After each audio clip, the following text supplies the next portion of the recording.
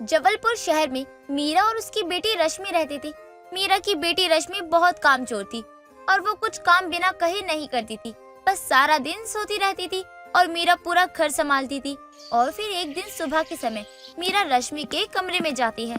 ओ रश्मि, उठ जा, समय देख, सूरज निकल गया है, तुझे शर्म नहीं है? अरे रश्मि, पता नहीं कब सुधरेगी, दुखी हो गई हूँ मैं तो इससे। जल्दी से इसकी शादी हो जाए, क्या पता सुधर जाए। हाँ माँ, उठ रही हूँ, थोड़ी देर और सोने दो ना। इस लड़की को कौन समझाए, मैं तो बहुत परेशान हो गई हूँ इससे। अब इसकी शादी कराना ही सही रहेगा। जब घर की जिम्मेदारियाँ उठाएगी ना तो सब समझ जाएगी ये। ऐसा बोलकर मीरा रश्मि के कमरे से रसोई में खाना बनाने के लिए जाती है। तभी मीरा का पड़ोसी रमेश आता है। मीरा बहन, कहाँ हैं आप? अरे ओ मीरा बहन। हाँ भाई साहब, आती हूँ अभी। मीरा रसोई से बाहर आती है। अरे भाई साहब, कैसे आना हुआ? सब ठीक तो है ना? हाँ मीरा बहन, सब ठीक है। मार्केट से आ रहा था तो सोचा कुछ काम की बात कर लूं। कैसी काम की बात? भाई साहब माफ करना, मैं समझी नहीं कुछ। मीरा बहन, मेरी नज़र में आपकी बेटी रश्मि की शादी के लिए शहर के पास का एक लड़का है और अच्छा खासा घर बार है उसका। तुम्हारी बेटी रश्मि बहुत खुश रहेगी वहाँ पर, तो सोचा कि तुम्हारी बेटी के लिए रिश्ते की बात ही कर लूं, अगर आप बुरा ना माने तो। मेरी बेटी घर का काम तो करती नहीं है, ऊपर से उसे खाना बनाना भी नहीं आता। कोई बात नहीं, जब शादी होने के बाद जिम्मेदारी आएंगी तो अपने आप से बनाना सीख जाएगी और घर भी संभाल लेगी, और उसकी उम्र भी हो गई है शादी की। अरे वाह रमेश भाई साहब, ये तो बहुत खुशी की खबर लाए हैं आप। मेरी लड़की बड़ी भी हो गई है और रश्मि को सब काम अच्छे से आता है। मेरी बेटी बहुत ही संस्कारी है, उसे हर तरह का खाना बनाना आता है और मुझे पता है मेरी लड़की पूरा घर अच्छे से संभाल लेगी। मीरा बहन, इससे अच्छी बात और क्या हो सकती है। फिर मैं कल लेकर आता हूँ लड़के और उसके परिवार को शादी की बात आगे बढ़ाने के लिए। ऐसा बोलकर रमेश अपने घर चला जाता है और फिर अगले दिन योगेश और उसकी माँ रश्मि को देखने के लिए रश्मि के घर आते हैं। रिश्ते के कुछ हफ्ते बाद रश्मि और योगेश की शादी हो जाती है और रश्मि धीरे धीरे सब सीख जाती है और पूरा घर भी संभाल लेती है। ऐसे ही एक दिन रश्मि की सास सरिता रश्मि से बिरयानी बनाने के लिए बोलती है। बहू, आज सबके लिए बढ़िया सी बिरयानी बना ले, काफी समय हो गया बिरयानी खाए। जा, सबके लिए आज बिरयानी बना, तेरे हाथ की बिरयानी खानी है मुझे और योगेश को। ठीक है माँ जी, मैं बना देती हूँ। रश्मि ऐसा बोलकर रसोई में चली जाती है और फिर अपने आप से बोलती है, अरे माँ जी ने मुझे क्या बनाने को बोल दिया? मुझे तो सादा खाना बनाने के अलावा कुछ आता ही नहीं है, क्या करूँ समझ ही नहीं आ रहा है। हाँ, एक काम करती हूँ, ऑनलाइन ऑर्डर करके मंगा लेती हूँ, रसोई के पीछे वाली खिड़की से मंगा लेती हूँ और किसी को पता भी नहीं चलेगा। रश्मि अपने पति योगेश और अपनी सास के लिए बिरयानी बनाकर थाली में परोस कर ले आती है और सब बैठकर खुशी खुशी खाते हैं। पर असल में वो बिरयानी बनाई नहीं होती, ऑर्डर करके मंगाकर सबको खिलाती है वो। अरे वाह बहू, बहुत स्वादिष्ट बिरयानी बनाई है तूने तो। स्वाद स्वाद में मैंने 2 प्लेट बिरयानी खा ली और पता भी नहीं चला। हाँ रश्मि, बिरयानी वैसे बहुत अच्छी बनी है, मजा आ गया खाकर। आज तुम्हारे हाथ की बिरयानी भी खा ली हमने। सरिता और उसके बेटे योगेश को रश्मि के हाथ की बिरयानी पसंद आई थी और सरिता और योगेश रश्मि को बिरयानी बनाने के लिए बोलते थे और रश्मि हर दूसरे दिन बिरयानी ऑर्डर करके सबको खिला देती थी। सभी खुशी खुशी खा भी लेते थे। ऐसे ही दिन बीतते हैं और फिर एक दिन सरिता की बहन बिमला रहने के लिए गांव से आती है। अरे ओ सरिता, कहाँ है? घर में दिखाई क्यों नहीं दे रही है? कहीं चली गई है क्या?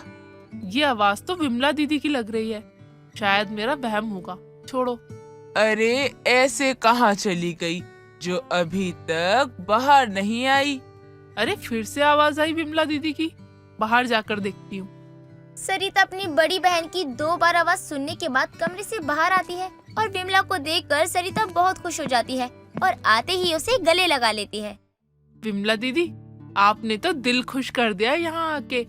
दीदी, सच में बहुत खुशी हुई आपको देखकर। जब से योगेश और बहू रश्मि की शादी हुई है तब से समय ही कहाँ मिला फुर्सत में बात करने का। हाँ, मैंने सोचा कि अभी गर्मी कम है तो हो आऊं कुछ दिन और तेरे बहू और बेटे से भी मिल लूंगी। वैसे कहाँ है तेरी बहू रश्मि? बुला तो जरा, मिलवाओ उसे अपनी मौसी से। हाँ अभी बुलाती हूँ दीदी, रुको। अरे ओ रश्मि बहू, जरा बाहर आ, देख कौन आया है।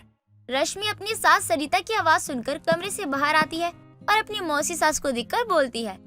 नमस्ते मौसी जी। जीते रहो तुम दोनों, हमेशा खुश रहो। रश्मि बहू जा कुछ बना ले, तेरी मौसी सास इतनी दूर से आई है, चाय और उसके साथ कुछ बना ला। जी माँ जी, अभी लाती हूँ बनाकर, आप दोनों बात कीजिए जब तक। रश्मि चाय और पकोड़े बनाने के लिए रसोई में जाती है और चाय और पकोड़े बनाकर विमला के लिए और अपनी सास के लिए लेकर आती है। और तीनों सास बहू चाय पीते पीते बातें करते हैं और बातें करते करते शाम हो जाती है। थोड़ी देर बाद ही रश्मि का पति योगेश आ जाता है ऑफिस से और अपनी मौसी को देखकर खुश हो जाता है। अरे आज मौसी जी हमारे घर आई है। मौसी जी आपको देखकर बहुत खुशी हुई। रश्मि जाओ मौसी जी के लिए ना अपने हाथ की ना वो टेस्टी वाली बिरयानी बना के ले आओ। अरे हाँ योगेश बेटा, मैं भी यही बोलने वाली थी बहू से। जा बहू, अब सभी आ गए घर पर, तू खाने में अपने हाथ की स्वादिष्ट बिरयानी बना कर ले आ। हाँ माँ जी, बस मुझे 15 मिनट दीजिए, मैं अभी तुरंत बना कर लाती हूँ। रश्मि रसोई में जाकर बिरयानी ऑर्डर कर देती है और बार बार रसोई की खिड़की से देखती रहती है कि कोई रसोई में आ ना जाए और रश्मि की सच्चाई सबको पता न चल जाए। इसलिए वो बार बार सब पर निगरानी रखती है और डराते ही वो सबके लिए थाली में बिरयानी परोस कर दे देती है। अरे वाह वाह बहू, तूने बिरयानी तो बहुत टेस्टी बनाई है। तेरे हाथ में तो जादू है जादू, जो इतनी स्वादिष्ट बिरयानी बनाई है और वो भी इतने कम समय में, सिर्फ और सिर्फ 15 ही मिनट में। हाँ दीदी, जब से रश्मि बहू ने शादी के बाद हमें पहली बार अपने हाथ से बनी टेस्टी बिरयानी खिलाई थी, जब से हम हर दूसरे दिन बिरयानी खाते हैं बहू के हाथ की। सभी खुशी खुशी बिरयानी खाते हैं और रश्मि की तारीफ करते हैं। किसी को कोई शक नहीं हुआ था। ऐसा करते हुए 1 महीना हो गया था। किसी को जरा सी भनक नहीं पड़ी कि वो सब इतने दिनों से रश्मि के हाथ की नहीं बल्कि बाहर की गई ऑर्डर हुई बिरयानी खा रहे हैं। और फिर एक दिन रश्मि की सास सरिता किसी काम से रसोई में जाती है और देखती है कि स्लैब के नीचे बहुत सारे बिरयानी के रैपर पड़े हुए हैं और सोचती है, ये इतने सारे रैपर कहाँ से आए? हमने तो कुछ ऑर्डर भी नहीं करा और बहू ने बिरयानी बनाई तो कुछ बर्तन भी गंदा नहीं हुआ, सब कुछ साफ सुथरा रखा हुआ है। और बहू बिरयानी बनाने के बाद रसोई में भी नहीं आई, जो उसने सफाई कर दी होगी। जाके पूछती हूँ। सरिता बिरयानी के सारे रैपर लेकर रश्मि के कमरे में जाती है और उसे बोलती है, रश्मि बहू ये सब क्या है? मतलब इतने दिन से तुम हम सबको बाहर से ऑर्डर की हुई बिरयानी खिला रही थी। माँ जी मुझे माफ कर दो, वो क्या है ना, मुझे बिरयानी बनानी नहीं आती। तो जब आपने मुझे पहली बार बिरयानी बनाने को बोला तो मेरी हिम्मत नहीं हुई कि मैं आपको आकर मना कर दूं कि मुझे बिरयानी बनानी ही नहीं आती, इसलिए मैंने ऑर्डर करके मंगा ली। मुझे माफ कर दीजिए माँ जी, अब मैं ऐसी कोई गलती नहीं करूँगी।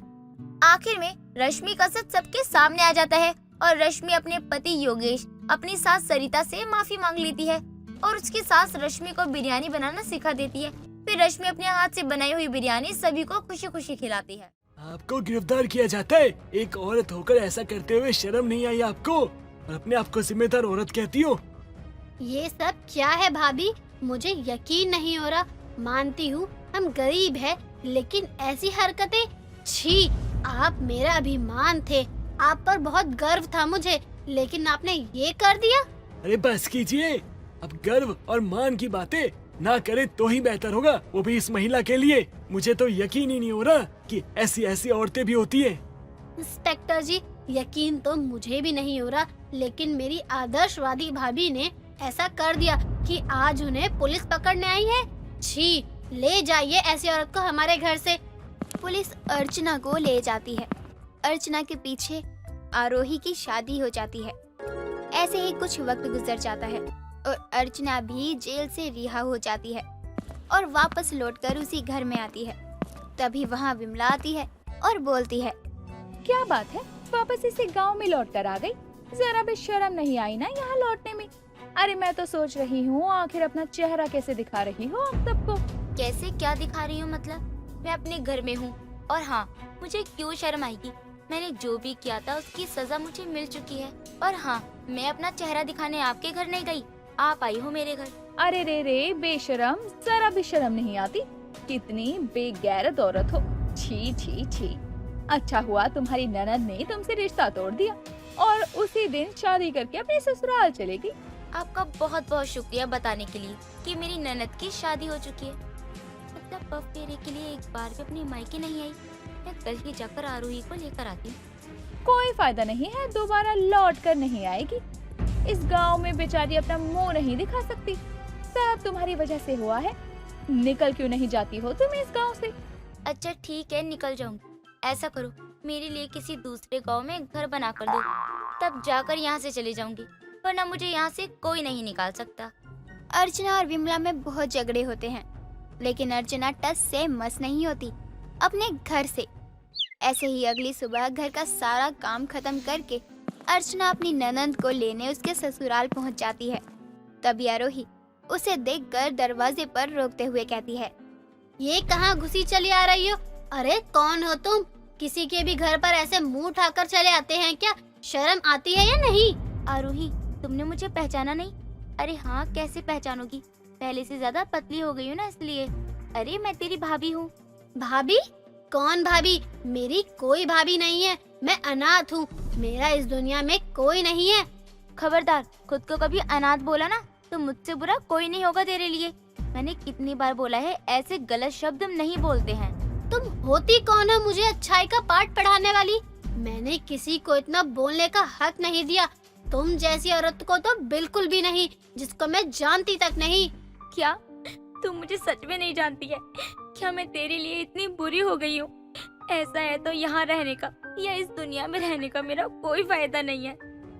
कुछ भी करो, मुझे कोई फर्क नहीं पड़ता। अब आप जा सकती हो, और अगर अब भी नहीं जाना तो धक्के मार कर घर से निकाल दूंगी, समझी? आरोही की बात सुनकर अर्चना को बहुत दुख होता है, क्योंकि अर्चना और आरोही में बहुत प्यार था। अर्चना उसे अपनी छोटी बहन की तरह समझती थी। आरोही के भाई की मौत के बाद अर्चना ने एक घर और आरोही को संभाला हुआ था। ये सब सोचते हुए अर्चना घर पहुंचती है कि तभी वहाँ आरोही का पति राहुल अर्चना के घर पहुंचता है और बोलता है, भाभी क्या हुआ? आरोही ने आपसे बात नहीं की क्या? मैंने आपसे कहा था ना, उसे पूरी सच्चाई बता दो, लेकिन आप तो माने ही नहीं। राहुल, अगर मैं उसे पूरी सच्चाई बता दी तो वो खुद को कभी माफ नहीं कर पाई। वैसे भी मैंने जो भी किया उसके लिए किया है। लेकिन भाभी, आज नहीं तो कल कभी ना कभी आरोही की आंखों से पट्टी हटानी पड़ेगी हमें, वरना पूरी जिंदगी वो आपसे नफरत करेगी। कोई बात नहीं राहुल, मैं इसी बात से खुश हूँ, लेकिन मैं ये कभी नहीं सह सकती कि आरोही मेरी वजह से खुद से नफरत करे या उसे पछतावा हो। लेकिन भाभी, ऐसा कब तक चलेगा? मैं आप दोनों को एक साथ देखना चाहता हूँ। आप दोनों कैसे पहले एक दूसरे के साथ रहते थे। ये सारी बातें छोड़ो और मुझे बताओ, मुझे कब मामी बनाने वाले हो? कब खुशखबरी देने वाले हो? राहुल और अर्चना बहुत देर तक बात करते हैं और कुछ देर बाद राहुल अपने घर के लिए निकल पड़ता है। अर्चना के घर से राहुल को निकलता देख गांव का एक राजू नाम का लड़का अर्चना को बाहर बुलाकर बोलता है, क्या बात है अर्चना, अब क्या अपने ननद के पति को भी अपने प्यार में फंसाने का इरादा है? शादी तो किसी तरह हो गई, अब क्या अपनी ननद को बर्बाद करना चाहती हो? सुधर जाओ। बकवास बंद करेगा या झाड़ू से मारूं तुझे? आखिर बोलना क्या चाहता है तू? जैसा खुद बुरा है और गंदा है, वैसा ही मुझे समझकर बैठा है क्या? तुमसे तो लाख गुना अच्छा हूँ मैं। किसी अपने का घर तो नहीं तोड़ा मैंने कभी। अरे शर्म करो, जेल जाकर भी अकल नहीं आई। बोलना क्या चाहता है तू? साफ साफ बोल। आखिर मैंने ऐसा क्या कर दिया जो इतने गलत गलत इल्जाम लगा रहे हो? अरे अब तो शर्म भी नहीं आती। देखो गांव वालों, बेशरम को कैसे पूछ रही है। मैं सबको बताता हूँ, पूरे गांव वालों को पता चलना चाहिए। क्या पता चलना चाहिए? मैं भी तो सुनूं। आखिर ऐसी क्या बात है जो मुझे नहीं मालूम? अरे तू अपनी ही ननद के पति के साथ चक्कर चला रही है, शर्म कर ले थोड़ा।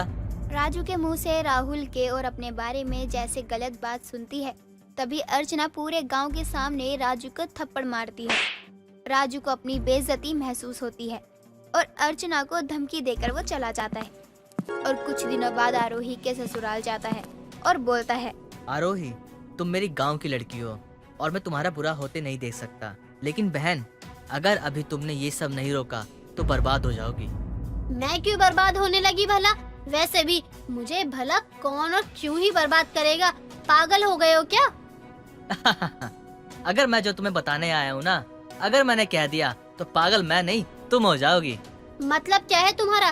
साफ साफ खुलकर बोलो, और अगर बोलना है तो ऐसी बातों को गोल गोल मत घुमाओ। तुम्हारे पति और भाभी का कुछ चल रहा है। मैं कुछ दिनों से तुम्हारे पति को रोज अर्चना के घर जाते देखता हूँ। घंटों बाद वो घर से निकलता है। अब पता नहीं इतने घंटे तक वो क्या करता रहता है। राजू की बात सुनकर आरोही को अर्चना पर बहुत गुस्सा आता है और वो उसके घर गुस्से में ही जाती है और अर्चना को बुलाती है। आरोही की आवाज़ सुनकर अर्चना और सभी गांव वाले बाहर आते हैं। तभी आरोही बोलती है, आखिर क्या दुश्मनी है आपको मुझसे? पहले शादी और अब मेरा पति।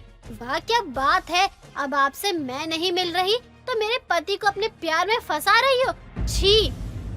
ये सब गलत है। इस राजू ने जो कुछ भी बताया है सब गलत है। आरोही, तू मेरी बहन है और राहुल मेरा छोटा भाई जैसा है।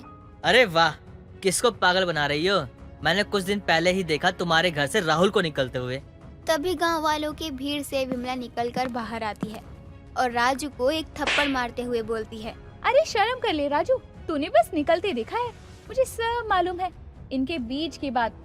और तुम आरोही अपनी भाभी से इतनी नफरत मत करो, बहुत अच्छी है तुम्हारी भाभी। कैसे अच्छी मान लूं मैं चाची? ये एक चोर है और मैं किसी चोर से कोई रिश्ता नहीं रखना चाहती। अगर आज भैया जिंदा होते तो आज इसका ये चेहरा देखकर फिर से उनको मौत आ जाती। बस करो, अब अपनी भाभी को चोर बोलना बंद करो। अरे चोर को चोर ना कहूँ तो क्या कहूँ? आपको तो सब पता है फिर भी। हाँ, अब मुझे सब पता चल गया है, लेकिन कुछ महीने पहले मुझे सिर्फ उतना ही पता था जितना हमने देखा था। मैं तुम्हें सारा सच बताती हूँ। नहीं विमला चाची, मैं आपके आगे हाथ जोड़ती हूँ, कुछ मत बताइए। अरे चुप रहो। देखो आरोही, आज भी तुम्हारी भाभी तुम्हारे लिए चुप है। पता है आखिर क्यों? तुम्हारी भाभी चोर बनी। अरे तुमने जो प्यारा लहंगा पहनकर शादी की थी ना, उसी को चुनने की वजह से उसे पुलिस पकड़ कर ले गई थी। क्या? मेरे लिए लहंगा चोरी करके लेकर आई? हाँ, और एक भाभी लाई अपनी ननद के लिए शादी वाला लहंगा, वो भी चोरी करके। क्योंकि तुम्हारी शादी के लिए अर्चना के पास कुछ नहीं था, लेकिन तुम्हें खुश देखना चाहती थी, इसीलिए चोरी की अर्चना ने। विमला की बात सुनकर आरोही अर्चना के पैर पकड़ लेती है और माफी मांगती है। अर्चना भी बहुत रोती है और आरोही को अपने गले से लगा लेती है। दोनों ननंद भाभी फिर से एक हो जाती है।